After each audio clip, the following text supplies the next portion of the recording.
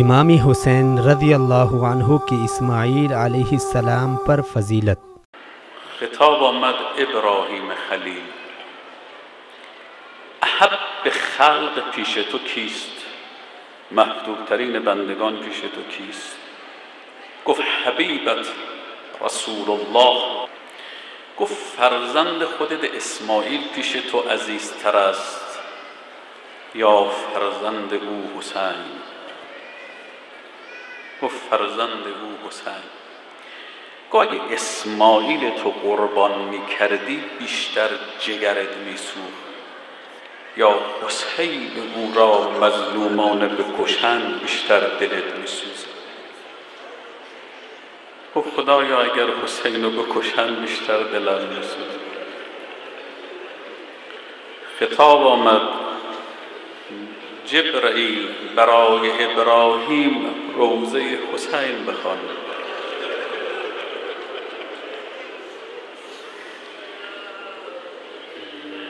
جبرائیل شد روضه خوان. چه مسند بزرگی است روضه خانه سید الشهدا علیه السلام.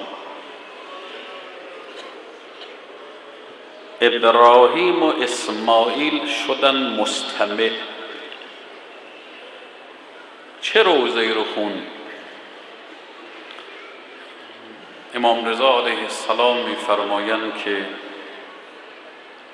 از آتش حسین برای ابراهیم خلیل وقتی گریه کرد ابراهیم بر مصائب سید الشهدا علیه السلام، امام رضا علیه السلام فرماد خطاب آمد و فدیناه بذبح عظیم.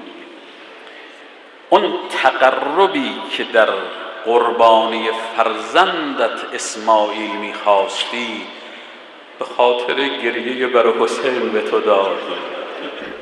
محترم ناظرین، رافضی ذاکر آیات قرآنی کی اس طرح تفسیر کرتے ہیں جیسے ان کا دل چاہتا ہے، آیات قرآنی کا من پسند معنی کر کے ان کو اپنے اماموں کے ساتھ جوڑ دیتے ہیں۔ شیعہ سنی مفسرین اس بات پر متفق ہیں کہ ذبح عظیم سے مراد وہ دمبا ہے جو جنت سے لایا گیا اور اسماعیل علیہ السلام کی جگہ ذبح کیا گیا۔ حوالہ ملاحظہ فرمائیں سنی علماء کی تفاسیر میں سے تفسیر قرطبی جلد نمبر 15 صفحہ نمبر 107، تفسیر ابن کثیر جلد نمبر 7 صفحہ نمبر 29۔ شیعہ علماء کی تفاسیر میں سے البیان فی تفسیر القرآن شیخ توسی جلد نمبر 8 صفحہ نمبر 505، تفسیر المیزان علامہ طباطبائی جلد نمبر 17 صفحہ نمبر 77۔ لیکن یہ رافضی کہتا ہے کہ ذبح عظیم سے مراد حسین ہیں اور لوگوں کو اپنی روضہ خوانی کی طرف راغب کرنے کے لیے جبرائیل علیہ السلام کو حسین کا روضہ خواں قرار دیتا ہے، حالانکہ اس وقت نہ تو حسین پیدا ہوئے تھے اور نہ ہی ان کی شہادت ہوئی تھی۔ یہ ان روافض کا متعصبانہ عقیدہ ہے جو حضرت حسین رضی اللہ عنہ کی فضیلت میں کسی بھی حد تک جا سکتے ہیں۔ کون منکر ہے حضرت حسین رضی اللہ عنہ کی فضیلت کا؟ لیکن یہ تو کوئی انصاف نہیں کہ حضرت اسماعیل علیہ السلام جو کہ خود پیغمبر ہیں اور جد الانبیاء حضرت ابراہیم علیہ السلام کے صاحبزادے بھی ہیں اور امام الانبیاء حضرت محمد صلی اللہ علیہ وسلم بھی ان کی اولاد میں سے ہیں، ان پر حضرت حسین بن علی رضی اللہ عنہما کو فضیلت دینا جو نواسے رسول صلی اللہ علیہ وسلم اور اللہ کے ایک نیک بندے ہیں، یہ کتنا بڑا ظلم اور غلو ہے۔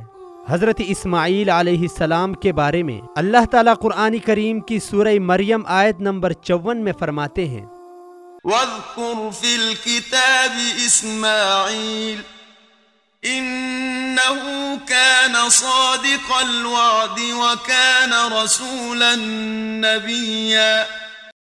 اس کتاب میں اسماعیل کا واقعہ بھی بیان کر، وہ بڑا ہی وعدے کا سچا تھا اور تھا بھی رسول اور نبی۔ لیکن ناظرین، بڑے افسوس کے ساتھ کہنا پڑتا ہے کہ سینکڑوں لوگ کان لگا کر بڑی ہی توجہ کے ساتھ ان ذاکروں شیعہ علماء کی خرافات بھری باتیں سنتے ہیں اور اپنا عقل و شعور ان کے حوالے کرتے ہیں۔ کاش یہ لوگ اپنی سادگی سے نکل کر قرآن و حدیث کو صحیح طرح سے سمجھتے تو کبھی بھی ان ذاکروں کی فضول باتوں کو سننے کے لیے تیار نہ ہوتے اور نہ ہی ان کے بازار اتنے جوش و خروش سے چلتے۔ قیل ادخل الجنہ قال یا لیت قومی یعلمون۔ کاش میری قوم کو بھی علم ہوتا۔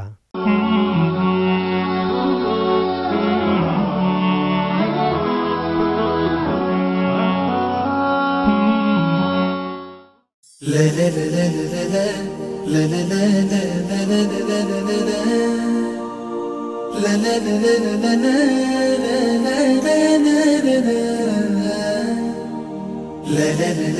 la